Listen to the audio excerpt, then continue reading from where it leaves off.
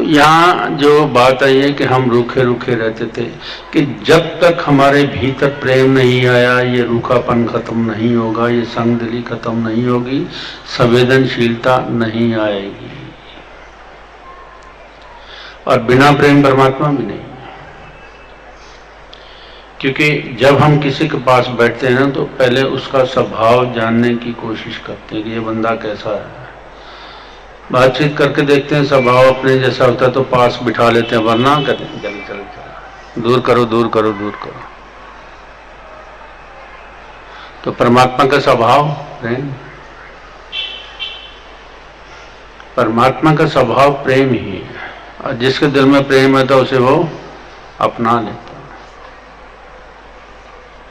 और बिना प्रेम नहीं अपनाएगा।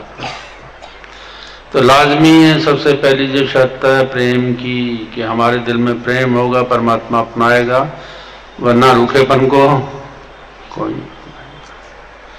हम रूखे रूखे रहते थे, तेरी आंख का जादू देखा है, कि रूखापन था मुझ में, पर ये एकदम से क्रांति कैसे आ गई, चेंज कैसे आ गई।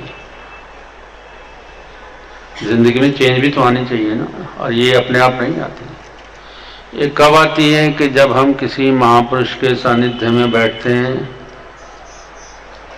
वो हमारे भीतर प्रेम भरता, एक अग्नि पैदा करता है जो हमें परमात्मा की ओर ले जाती है, एक लगन पैदा करता है, एक शौक पैदा करता है। जब तक शौक नहीं, मंजिल की ओर कैसे जाएंगे। तो सत्संग में आने का जो सबसे हमें लाभ है वो यही है कि जो महापुरुष है उसके दिल में प्रेम है, वो अपना प्रेम उंडेल रहा होता है, हमारे उंडेल रहा होता है। पर हम दे रहे होते हैं या नहीं दे रहे होते, ये तो आप अपने में देखना है। पर जब तक हमारे भीतर प्रेम नहीं उमगता, तब तक हम वंचित रह जाते हैं जिंदगी से भी और परमात्मा से।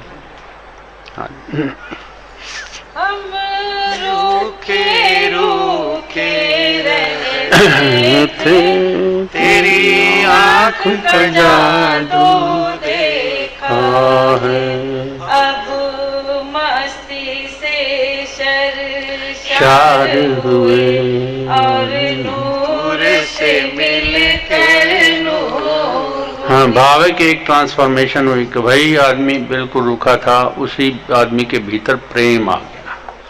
जब प्रेम आया तो मस्ती भी आने लगी, खुशी भी आने लगी, आनंद भी आने लगा।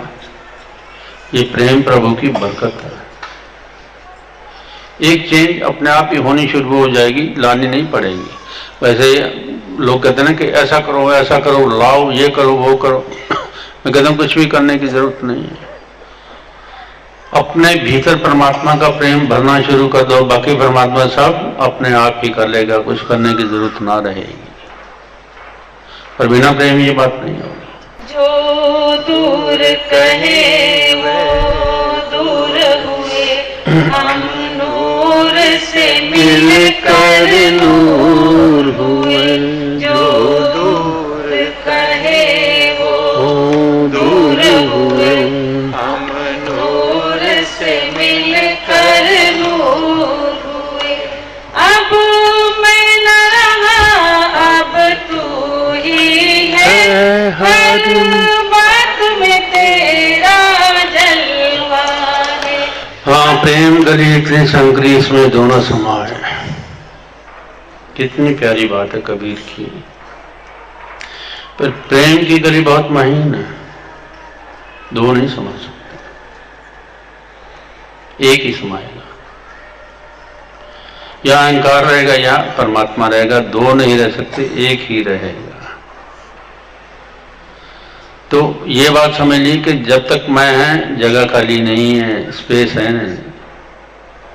परमात्मा कहाँ के बैठेगा, जगह नहीं देते हम उसको। तो जितना जितना हम मैं को छोड़ते चले जाते हैं, अपनी आई को छोड़ते चले जाते हैं, परमात्मा को स्थान देना शुरू करते हैं। और धीरे धीरे क्या होता है कि परमात्मा ही रह जाता, मैं खत्म हो जाता।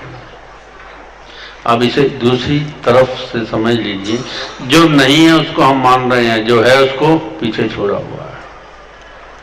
नहीं कौन है? हमारा अहंकार। पर हम जबरदस्ती पकड़ के बैठे हुए हैं, हम जबरदस्ती उसको पकड़ के बैठे हुए हैं। क्यों पकड़ा हुआ है? क्योंकि हमारी जरूरत भी है। हमारे के बिना काम नहीं चलता ना, संबोधन कैसे कैसे। पर यह है कि जितनी जितनी मैं की समझ प्रगाढ़ होती चली जाती है, ये पिघलना शुरू होता है और प्रेम आना शुरू हो जाता है। जहां मैं है, जहां अहंकार है, वहां प्रेम नहीं होगा। और जहां मैं पिघलनी शुरू हो गई, जगह अपने आप ही बनती चली जाएगी, प्रेम आना शुरू हो जाएगा और परमात्मा की अनुभूति फिर साथ होनी शुरू हो जाएगी उसमें।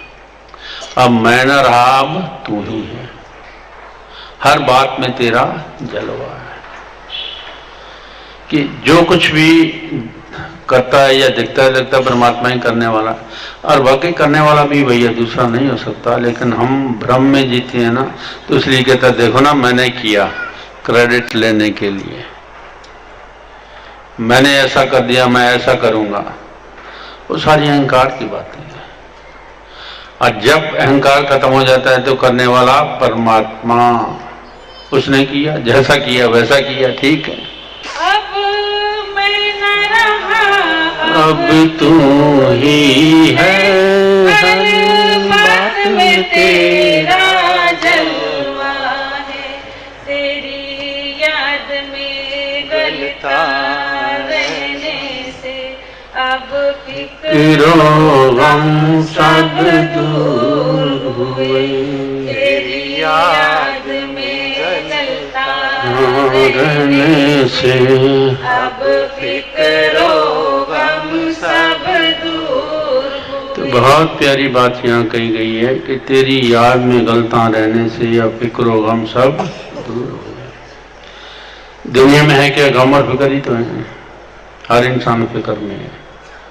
और फिक्र हमें फ्यूचर में लेके जाता है। फिक्र जो है हमें, चिंता जो है फ्यूचर में लेके जाती है, अर्थात अपने माइंड के साथ हम कनेक्ट हो जाते हैं, जो डर पैदा करता है, गम पैदा करता है, भय पैदा करता है, जो नहीं है।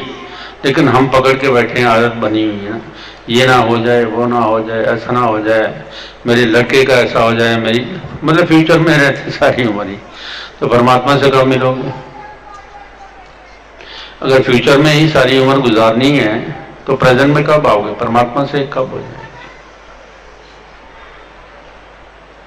तो जरूरत है इस बात को।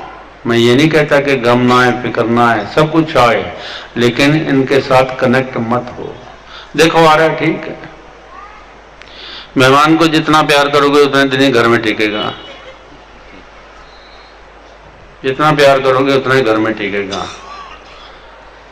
तो पर आज ये मत समझ लेना कि टिकने ही नहीं देना किसी को। जब जरूरत हो, नहीं है तो कहो जाओ भाई बहुत हो गया अब तो अपनी आदत के अनुसार हम फिक्र में जीते हैं, अर्थात मन में जीते हैं, अहंकार में जीते हैं। अहंकार कोई चीज नहीं है, कोई शक्ल मत बता देने का अहंकार ऐसा आदमी होगा, कुछ ऐसा नहीं। हमारा विचार ही अहंकार है जो हमें फ्यूचर में लेके जाता है।